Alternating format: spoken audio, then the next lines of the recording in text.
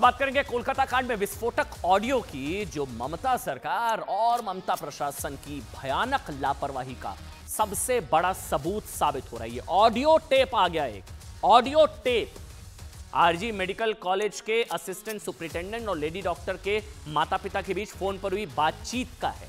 इस ऑडियो से साफ पता चल रहा है कि डॉक्टर की मौत के बाद भी आरजी कर अस्पताल के स्टाफ ने उनके परिजनों से झूठ बोला था। एक नहीं, तीन बार झूठ बोला गया। ट्रेनी डॉक्टर की मौत सुबह 3 से 4 बजे के बीच हुई, जबकि मां बाप को पहला कॉल सुबह 10:53 पर गया। पहली कॉल में क्या बताया गया? पहली कॉल में बताया गया कि आपकी बेटी को बुखार है, उसे अस्पताल में भर्ती किया गया है। थोड़ी देर बाद अस्पताल से दूसरा कॉल गया, ऑडियो सुनाऊंगा मैं सारी, जिसमें क्या कहा गया कि उनकी बेटी की तबीयत बहुत खराब है और उन्हें इमरजेंसी वार्ड में लाया गया। थोड़ी देर बाद तीसरा कॉल किया गया उनके माता पिता को, जो कहा जा रहा था कि गुमराह किया गया, बरगलाया गया, रेप और मर्डर को सुसाइड साबित करने की कोशिश की गई। तीसरे कॉल में कहा गया आपकी बेटी ने सुसाइड कर लिया है, हुआ रेप और मर्डर। वहां से फोन जा रहा है माता पिता को, आपकी बेटी ने सुसाइड कर लिया। मतलब साफ है, डॉक्टर बेटी के माता पिता से झूठ पर झूठ बोला जा रहा था। कुछ ताकतें थी, कुछ लोग थे जो एक तरीके से यह साबित करने की कोशिश कर रहे थे कि इस पूरे मामले में डॉक्टर बेटी ने का रेप मर्डर नहीं बल्कि उसने सुसाइड किया है। उसको लेकर सवाल उठे कि क्या कहीं ना कहीं कुछ गुनहगारों को, कुछ लोगों को बचाने की कोशिश की जा रही थी। मतलब पहली कॉल में अस्पताल के असिस्टेंट सुपरिटेंडेंट ने यह बताया कि आपकी बेटी को बुखार हुआ, उसे अस्पताल में भर्ती कराया गया, आज जितनी जल्दी हो सके आ जाइए। दूसरी कॉल में अस्पताल के असिस्टेंट सुपरिटेंडेंट ने झूठ बोला कि जो है तबीयत खराब हो गई है। पहली कॉल में आरजीकर अस्पताल के असिस्टेंट सुपरिटेंडेंट ने कहा कि बुखार है, दूसरी कॉल में कहा कि तबीयत बहुत खराब है, तीसरी कॉल में कहा कि आपकी बेटी ने सुसाइड कर लिया है। आप जानते हैं ये जो अस्पताल से फोन आया तब कौन सा झूठ बोला गया, लगातार उसको लेकर भी दावा किया जा रहा है। सुनिए।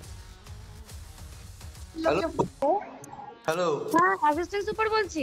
হ্যাঁ শুনুন না, আপনাকে তখন বারবার বলছিলাম ব্যাপারটা হচ্ছে যে আপনার মেয়ে উনি সুসাইড করেছেন হয়তো বা কিছু মারা গেছেন।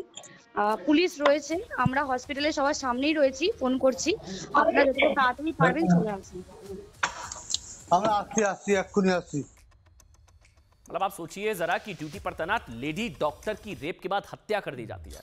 अस्पताल उस घटना को छिपाने में चूक जाता है। अस्पताल की तरफ से बार बार झूठ बोला जाता है। आपने सुना ऑडियो में कहा जा रहा है कि सुसाइड हो गया। कम से कम लेडी डॉक्टर के माता पिता को तो अस्पताल प्रबंधन सच बता सकता था ना। उनकी बेटी के साथ क्या हुआ उन्हें जानने का पूरा हक था, लेकिन क्या हुआ?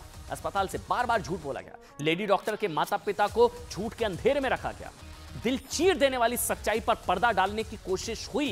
यही नहीं, जिस अस्पताल को लेडी डॉक्टर के माता पिता को अस्पताल बुलाने की बहुत जल्दी थी ना, उस अस्पताल ने उन अभागे माता पिता को अस्पताल बुलाकर उनके साथ क्या किया? अस्पताल पहुंचने पर लेडी डॉक्टर के माता पिता को उनके बेटी का शव तुरंत नहीं दिखाया गया। उन्हें अपनी बेटी का शव, उसका चेहरा देखने के लिए 3 घंटे तक इंतजार करना पड़ा। 3 घंटे तक।